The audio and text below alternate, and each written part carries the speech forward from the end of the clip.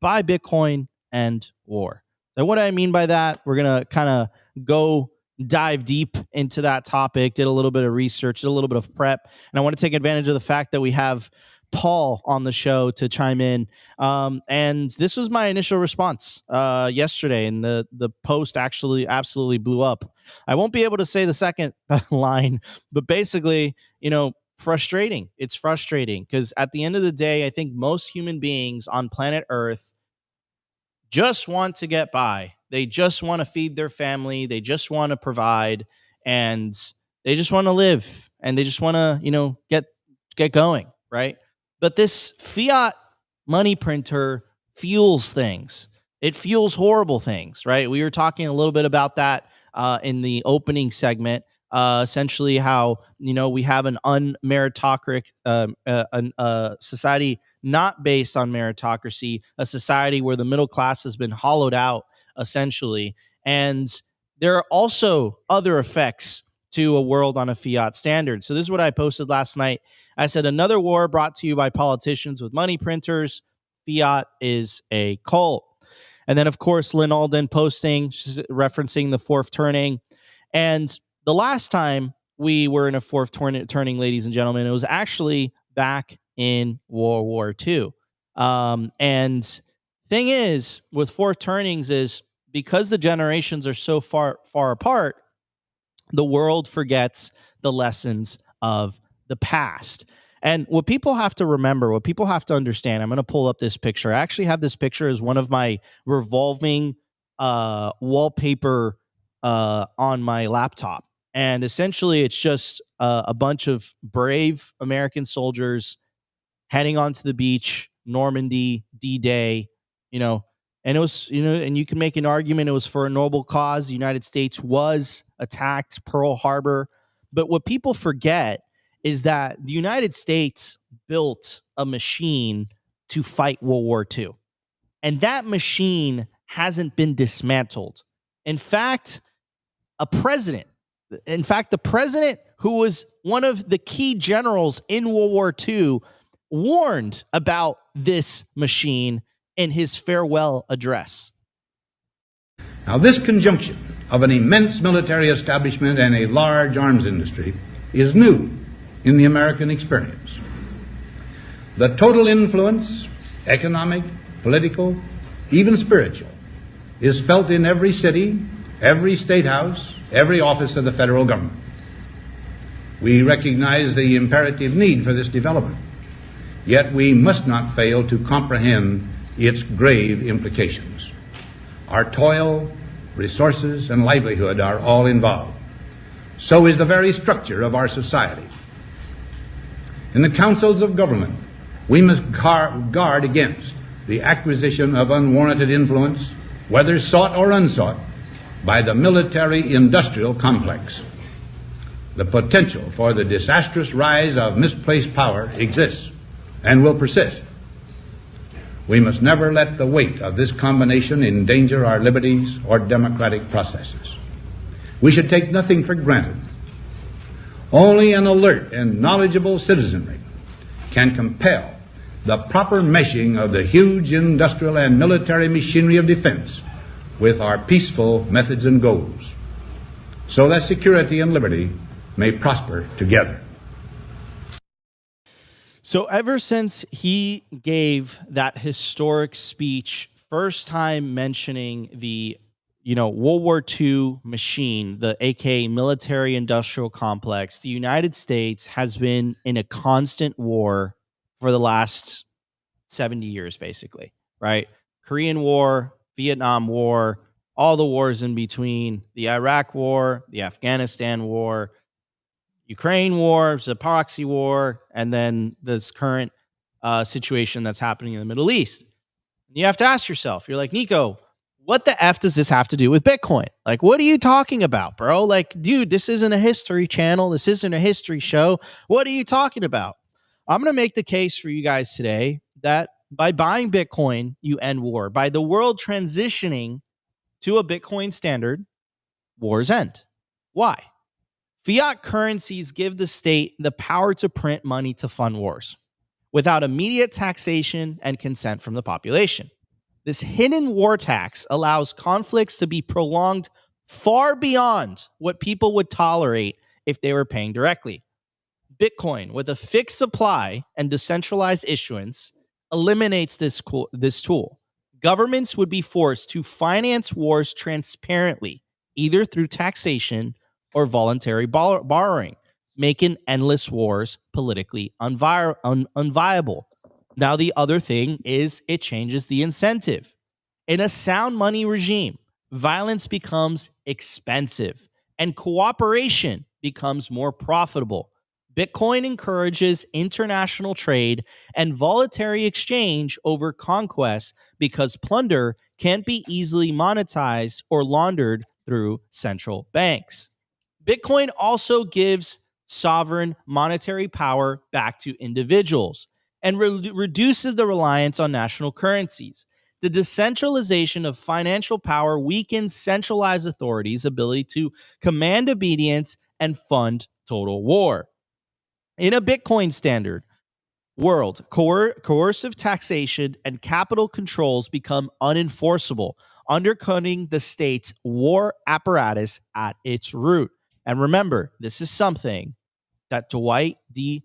Eisenhower, one of the generals in Europe that was responsible for the victory of the United States in World War II in Europe, that was eventually elected president, he warned because he's like, oh my God, we built this giant machinery to fight this war.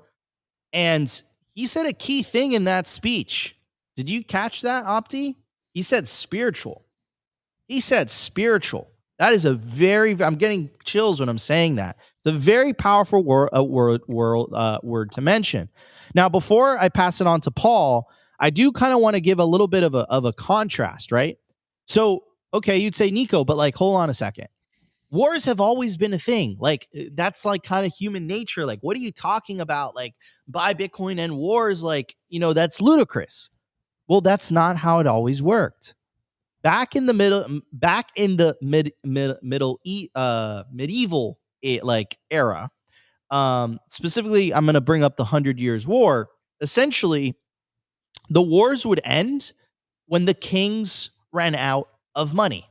So I'll give you a couple examples.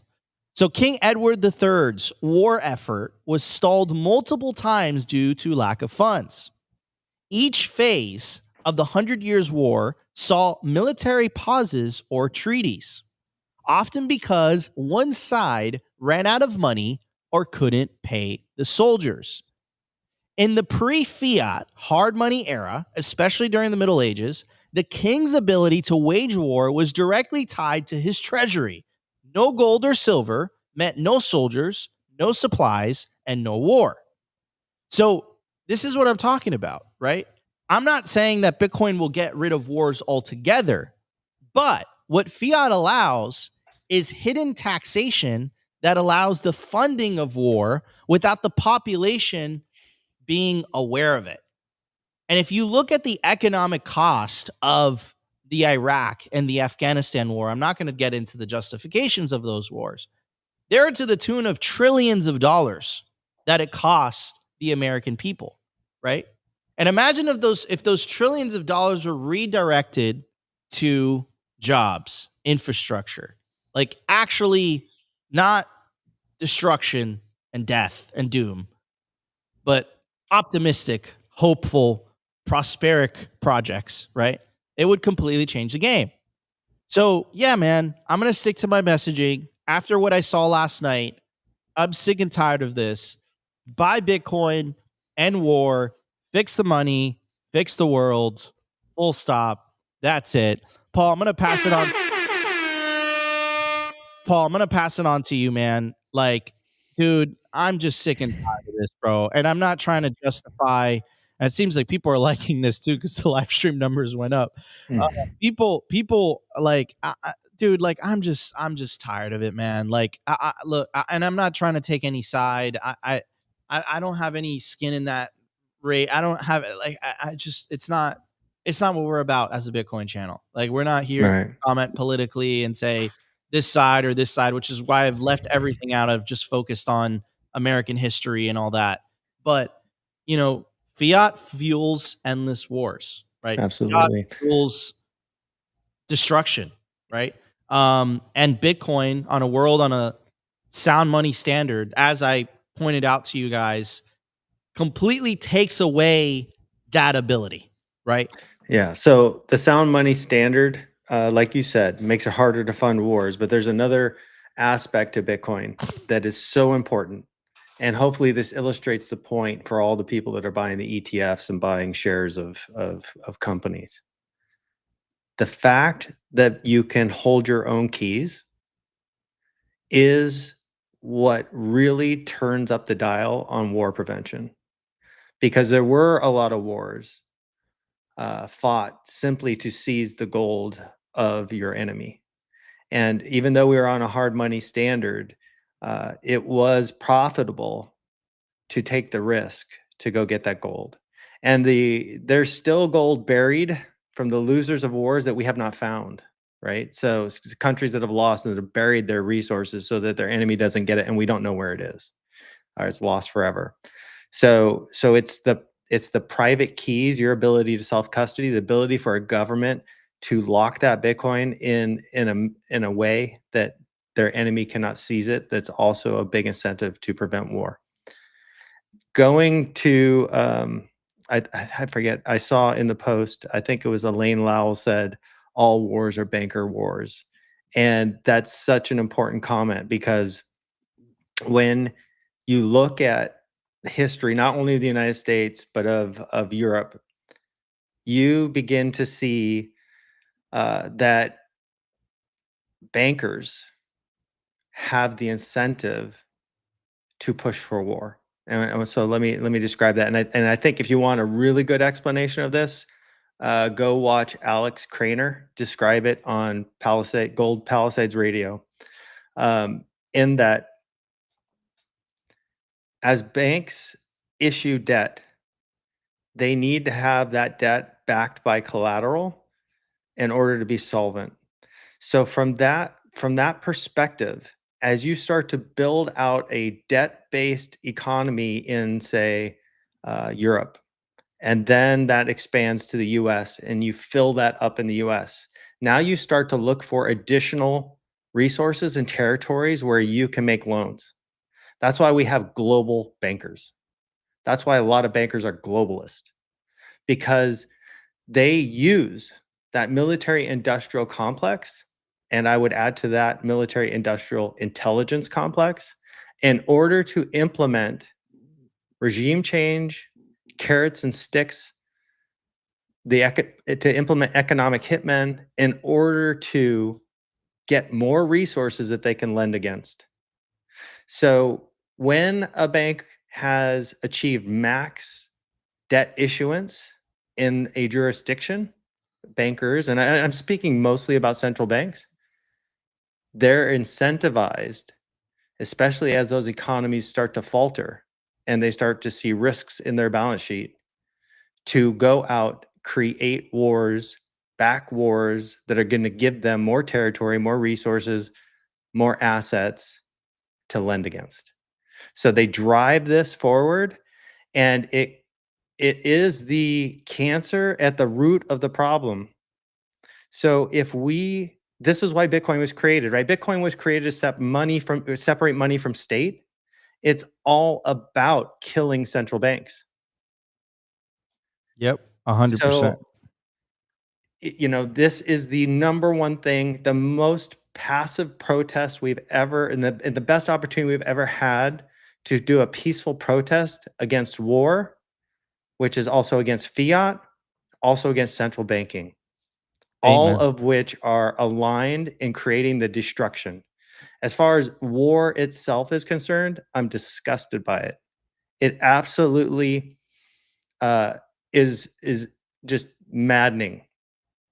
And if I had a golden wand, I would never let a policymaker take us to war if they weren't willing to put themselves and their family on the front lines with anyone holding that gun. The soldiers that protect us and take that action into their own hands, God bless them. But I think many of them are waking up to the fact that the politicians putting them in that position are oftentimes not doing it for the right reasons.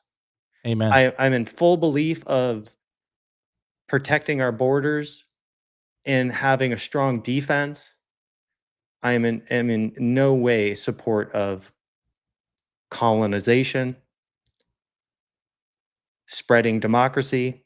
Those things need to happen within the countries themselves. They need to come from their people. And we can cheer for them, we can help them, we can provide them property rights through Bitcoin, we can provide them access to decentralized finance. But it has to be grassroots from the ground up, and we have to stop playing this game.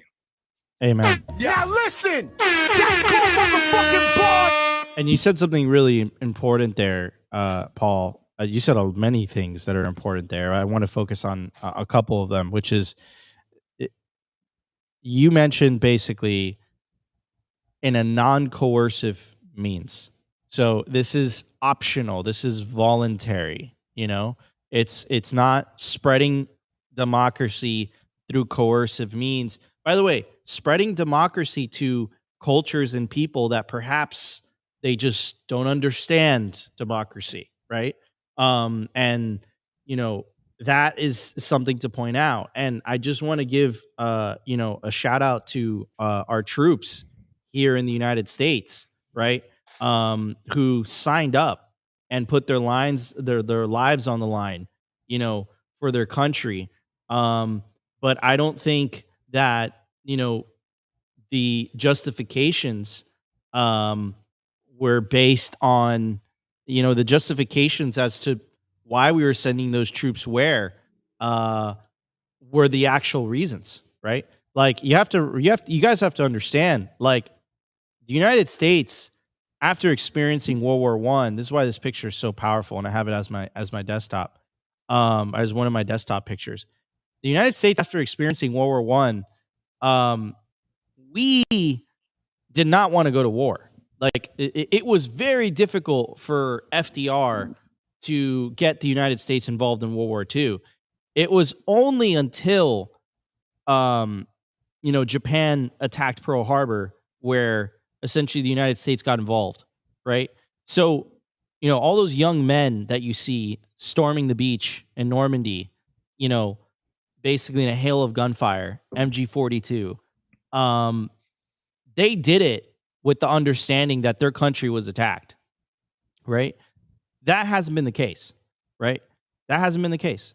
And you can make the argument for kind of 9/11 and all that stuff, but I don't think Iraq had anything to do with 9/11, right? So, it's kind of like, a lot of a lot of casualties, a lot of nihilism, not to mention like, the mental health issues that a lot of these vets have to go through once they come back, right? Like, this has to stop. This has to stop. And the way we stop it, as Paul so correctly pointed out, was through a peaceful, non-coercive way and through a silent, peaceful protest of opting out. All you got to do is opt out. And if enough of the population opt out into Bitcoin, it takes away the ability for the central banks to continue funding this death and destruction, right? I would just add a little something extra there. You do need to opt out with the money, but you also need to understand lawful versus legal. And if you look at the founding of this country, some of the founding fathers, many of them understood this. And we came to this country to flee central bank authoritarianism and to try and break this cycle. We were opting out by coming to this country. And that system, the legal system of Europe followed us here. And we fought. Many presidents were assassinated, and we fought wars over the prevention of the creation of a central bank here. That was lost in 1913. And since that time, we have lost a lot of our traditional republic values and now operate with a democracy set on top of the republic. And this has created a situation where I saw somebody else mention in the comments that we are all seen as enemies of the state. And I think that's one way to look at it. Another way to look at it is we're all seen as chattel for the state. And we need to take back our sovereignty as people so that we can stand up against this organized attack, which is not American, meaning the attack on the American people. We all have a power and a liberty, and Bitcoin is the torch that's burning for that, for us to return to that. But we have to take that torch and we have to be willing to speak that openly and freely in order to reattain that power as sovereign citizens in this country. If we don't do that, they will try and co-opt the system once again.